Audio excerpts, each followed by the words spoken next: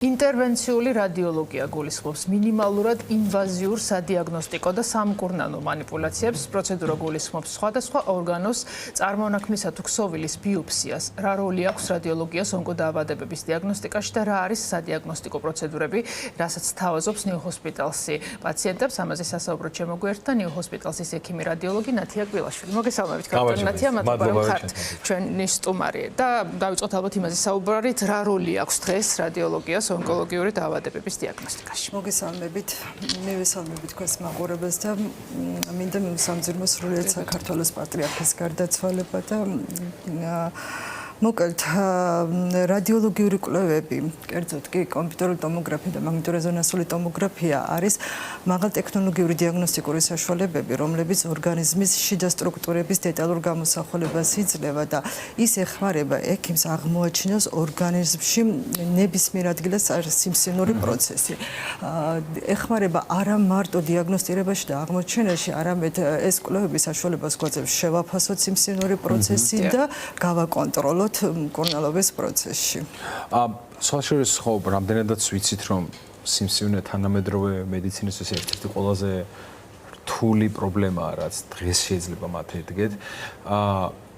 ჩვენ ბევრჯერ გვისაუბრია ამაზე და ხაზგასასმელია ეს, რამდენად მნიშვნელოვანია პრევენციული ღონისძიებები, პაციენტის პასუხისმგებლობა და რამდენად ეხმარება დაუშვათ ის რადიოლოგიური კვლევები პაციენტებს თავიდანვე დაიჭირონ ხელში ზღვაური ინსტრუმენტი, რასაც პრევენცია ჰქვია, რომ ადრეული დიაგნოსტიკით გადავირჩინოთ საკუთარი თავი. გეტყვით, რომ როგორც გითხარით, ესე იგი ეს კომპიუტერული ტომოგრაფია და მაგნიტურეზონანსული ტომოგრაფია დეტალურ გამოსახულებას გვაძლევს. ამიტომ ჩვენ ამ კვლევების საშუალებით შეგვიძლია სიმსივნე აღმოვაჩინოთ განვითარების ადრეულ ეტაპზე. ანუ ის მანამ სანამ კლინიკურად გამოვლინდება, სანამ მცირე ზომის არის სიმსივნე და სხვა ორგანოებში გავრცელდება. ეს კი ძალიან მნიშვნელოვანი არის, რადგან რაც უფრო მცირე ზომის არის სიმსივნური წარმონაქმნი, მით უფრო ეფექტური და ნაკლებ აგრესიული არის მკურნალობა და იძლევა იზრდება ეფექტური მკურნალობის შანსი და ზოგჯერ და ძალიან ხშირად სრული გამოჯანმრთელების შანსიც არის. ეს ყველაფერი ადრე არ იყო ხელმისაწვდომი. დღეს ტექნოლოგიურ განვითარებას რა მნიშვნელობა აქვს და ამ კუთხით რას თავაზობს New Hospital-ში, რატომ არის მნიშვნელოვანი, რომ ყველა მსოფლიო სიახლე მალევე შემოვიდეს საქართველოში ზუსტად ამ შედეგებისთვის. ხო, რაზე ვსაუბრობთ, რომ ადრეულ ეტაპზე ამის აღმოჩენას პირდაპირ აქვს იმის შანსი, რომ ადამიანმა დასძლიოს, გამოჯანმრთელდეს და დაამარცხოს. გეტყვით, ადრე არ იყო ეს დიაგნოსტიკური საშუალებები, რაც დღეს ჩვენთვის ხელმისაწვდომი არის და ამიტომ ეს კვლევები კომპიუტერული ტომოგრაფია იქნება თუ მაგნიტურეზონანსული ტომოგრაფია საშუალებას გვაძლევს ზუსტად, რომ ეს სიმსივნური პროცესები იქნეს ადრე აღმოჩენილი და მნიშვნელობა აქვს არა მარტო აღმოჩენისთვის, არამედ სტადირებისთვისაც. ჩვენ ამ კვლევების საშუალებით შეგვიძლია შევაფასოთ სიმსივნის გავრცელება, გამოვავლინოთ, მაგალითად კომპიუტერული ტომოგრაფია გვეხმარება მეტასტაზების გამოვლენაში, არის თუ არა სიმსივნური პროცესი სხვა ორგანოებში გავრცელებული. მაგნიტურეზონანსული ტომოგრაფია გვეხმარება, რომ შევაფასოთ სიმსივნის ადგილობრივი ლოკალური გავრცელება, თუ რა დამოკიდებულებაში და რა ურთიერთობაში არის ის მეზობელ ორგანოებთან და მეზობელ ქსოვილებთან. და ამას ძალიან დიდი მნიშვნელობა აქვს. ჯერ ერთი ის, რომ აი ამ რადიოლოგიურ მონაცემებზე დაყრდნობით განისაზღვრება სიმსივნური დაავადებების სტადირება და შემდეგ აუცილებელი არის იმისთვის, რომ შეირჩეს მკურნალობის ტაქტიკა. ბატონო, ეს კომპიუტერული ტომოგრაფია, მაგნიტურეზონანსული ტომოგრაფია, ეს მაყურებელს ესმის ხშირად და შეიძლება ესე არსებით სხვაობას მათ შორის ვერ ხვდებოდეს. თქვენ ეს ახსენეთ ახლა ეს განმასხვავებელი, მაგრამ ორივეს როლი რამდენად მნიშვნელოვანია და მათი რაღაცა ეტოპობრივად გამოყენება ხო ერთმანეთის მიყოლებით თუ აი ორივე მათგანის მნიშვნელობაზე და განსხვავებაზე. კომპიუტერული ტომოგრაფია, მაგნიტურეზონანსული ტომოგრაფია განსხვავებული დიაგნოსტიკური საშუალებები არის. დავიწყოთ იქით, რომ კომპიუტერული ტომოგრაფია იყენებს მაიონიზირებელ გამოსხივებას, მაგნიტურეზონანსული ტომოგრაფია იყენებს ძლიერ მაგნიტურ ველს და რადიოტალღებს. გარდა ამისა, კომპიუტერული ტომოგრაფია უფრო სწრაფი კვლევა არის, შედარებით სწრაფი კვლევა არის და ორგანიზმის ფართო სკანირებისთვის გამოიყენება. მაგნიტურეზონანსული ტომოგრაფია შედარებით ხანგრძლივი კვლევა არის და კონკრეტული ორგანოს ან ქსოვილის შეფასებისთვის გამოიყენება. კომპიუტერულ ტომოგრაფიას ვიყენებთ მაგალითად პირველადი კერის, სიმსივნის პირველადი კერის აღმოსაჩენად და მეტასტაზების გამოსავლენად, სტადირების განსაზღვრისთვის და მკურნალობის შედეგების მონიტორინგისთვის. მაგნიტურეზონანსულ ტომოგრაფიას იქით აქედან გამომდინარე, რომ მაგნიტორეზონანსული ტომოგრაფია უფრო დეტალურად რბილ ქსოვილებს ასახავს, ვიყენებთ თვითონ სიმსივნური სტრუქტურის, სიმსივნური ქსოვილის სტრუქტურული შესწავლისთვის და ადგილობრივი გავრცელების შეფასებისთვის. თუ რა ურთიერთობაში და რა დამოკიდებულებაში არის ის მეზობელ ორგანოებთან და ქსოვილებთან. ნუ როგორც აღვნიშნე, ეს კვლევის ეს ორი მეთოდი განსხვავებული ინფორმაციას იძლევა, მაგრამ ხშირად საჭირო არის მათი კომბინაცია, რომ ჩვენ ამა თუ იმ სიმსივნური დაავადების შესახებ დეტალური ინფორმაცია, სრული ინფორმაცია მივაწოდოთ, როგორც ონკოლოგებს, ასევე ქირურგებს. საინტერესო არის ამ კვლევას რამდენად შეუძლია სიმსივნის სტადიის დადგენა, ეს რა გასახანი აქვს ამ კვლევას? აქაც ვერ გავექცევით რადიოლოგიას, იმიტომ რომ არა მარტო დიაგნოსტირებაში ხდება, არის დიდი როლი რადიოლოგიის, არამედ ზუსტად გავრცელების შეფასებაც. აი, როგორც გითხარით, კომპიუტერულ ტომოგრაფიას ვაკეთებთ მთლიანი სხეულისას, რომ გამოვავლინოთ მეტასტაზები სხვადასხვა ორგანოებში. თუ რომელ ორგანოში არის ეს სიმსივნური პროცესი გავრცელებული და მაგნიტორეზონანსული ტომოგრაფიის საშუალებით ჩვენ თვითონ სიმსივნის ურთიერთობას რამდენად ინვაზირებს ის მეზობელ ორგანოებში თუ მეზობელ ქსოვილებში, აი ამის შეფასება ხდება. ამ მონაცემებზე დაყრდნობით შემდეგ ონკოლოგი აკეთებს ამა თუ იმ სიმსივნური დაავადების სტადირებას. თუ რომელ სტადიაზე გვაქვს თუ არა მეტასტაზები, არის ადგილობრივი ლოკალური გავრცელება როგორია და მაშინ შემდეგ. კი ბატონო, ბევრი შეიძლება არასწორი დამოკიდებულება იყოს ამ კვლევების მიმართ თითქოს დასხივებაზე, რა იციან არასწორად, რა მითებია გავრცელებული და რა არის ხოდამაზიანებელი და რეალურად რა უნდა ვიცოდეთ. კი, შეკითხვა დამისვით, იმიტომ რომ ჩვენ სულ ვამბობთ, რომ აი კომპიუტერული ტომოგრაფია იყენებს მაიონიზირებელ გამოსხივებას, მაგრამ მინდა აღვნიშნო, რომ თანამედროვე აპარატურა დაბალი დოზის ტექნოლოგიებით მუშაობს. ანუ იმის თქმა მინდა, რომ თითოეული კომპიუტერული კვლევის დროს ჩვენ ვიყენებთ დასხივების მცირე დოზას, რომელიც არ არის საზიანო ადამიანის ჯანმრთელობისთვის, ორგანიზმისთვის.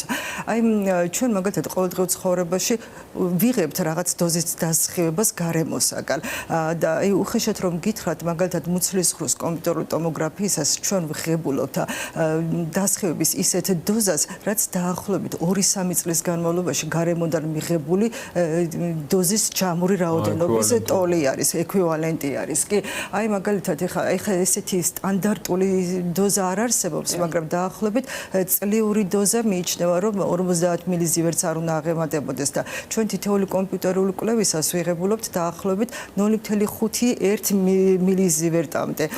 თუმცა არსებობს პაციენტები, რომლითაც ხშირად ჭირდებათ ამ კვლევის გაკეთება, ონკოპაციენტები განსაკუთრებით, რომლებიც კი კორნალობის პროცესში არიან და ჭირდებათ განუწყვეტელი მუდმივი მეთვალყურეობა და მუდმივი კვლევები, მაგრამ მინდა აქაც ის გითხრათ, რომ აი ამ გახშირებული კვლევებით სარგებელი მეტი არის, ვიდრე რისკი, იმიტომ რომ ჩვენ მუდმივ კონტროლ ქვეშ გვაქვს ეს სიმსივნური პროცესი და ვაკვირდებით მის გავრცელებას და ამიტომ აქედან სარგებელი მეტია, ვიდრე რისკი და თან არ ვღებულობთ იმ ჯაურ რაოდენობას, რაც წლიურ დოზას აღემატება. კი, და ისიც აღსანიშნავია ალბათ, რომ შეიძლება ხანგრძლივი იყოს, რამდენიმე წუთს გრძელდებოდეს კვლევა, მაგრამ ეს არ ნიშნავს იმას, რომ დროსთან არის კავშირში ეს დასხივების დოზაც დამოკიდებული არის კვლევის ტიპზე, რა კვლევას ვიკეთებთ, რა ხანგრძლივობის არის, ანუ რამდენია წლის განმავლობაში ჯამური რაოდენობა, მოკლედ არც ერთ შემთხვევაში არ აღემატება დასაშვებ ნორმას. დიაგნოსტიკის შემდეგ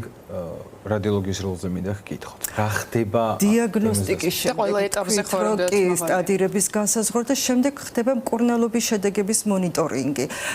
თუ როგორც ჩვენ ვაკვირდებით, როგორც კომპიუტერული ტომოგრაფიით, ასევე მაგნიტორეზონანსული ტომოგრაფიით, აი რა ემართება სიმსივნეს და თუ გავრცელებული არის მეტასტაზებს.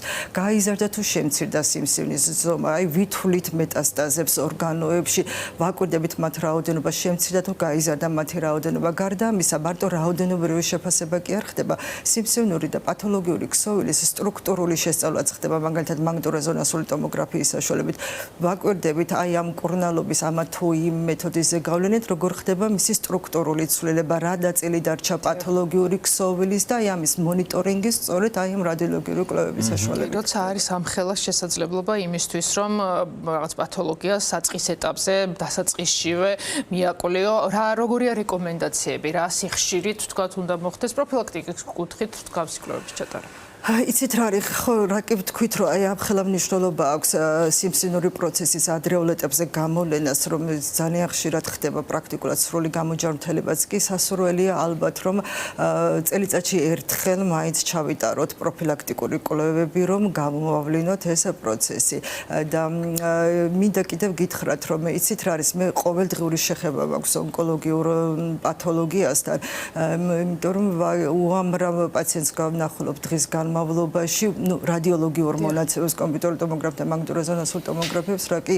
ისინი მუდმივად დაკვირვების ქვეშ არიან და მინდა ვთქვა რომ აი ძალიან კარგი შედეგები გვაქვს მედიცინა ყოველდღიურად ვითარდება და რა თქმა უნდა დაიხვეწა ეს სამკურნალო საშუალებების მკურნალობის მეთოდებიც და მინდა გითხრათ რომ აი ყავს ძალიან კარგი გამოცდილი კვალიფიციური ონკოლოგები რომლებსაც მართლაც ძალიან კარგი შედეგი აქვთ და აი ესეთ კარგ ნოტაზე მინდა წავიყვანო ბოლოსკენ რომ აღარ არის ონკოლოგიური დიაგნოზი განაჩენი დიახ აღარ არის განაჩენი მე თვითონ ძალიან დიდი იმედი გამიჩნდა, იმიტომ რომ მართლა ძალიან აი წლობით არიან პაციენტები, რომლებთაც წლობით ვაკვირდები და ყავს ესეთი პაციენტები. მთავარია იმედი არ უნდა დავკარგოთ და ვიბრძოლოთ გადარჩენა. და გავითვალისწინოთ რეკომენდაციები, რომელიც მოიცავს ზუსტად ამას, რომ კულტურაში გაჯენა იმის, რომ პრევენციის ჩეკაპები და შემოწმებები გავიაროთ, მე მგონი ძალიან იოლი გზაა ამ დაავადებასთან.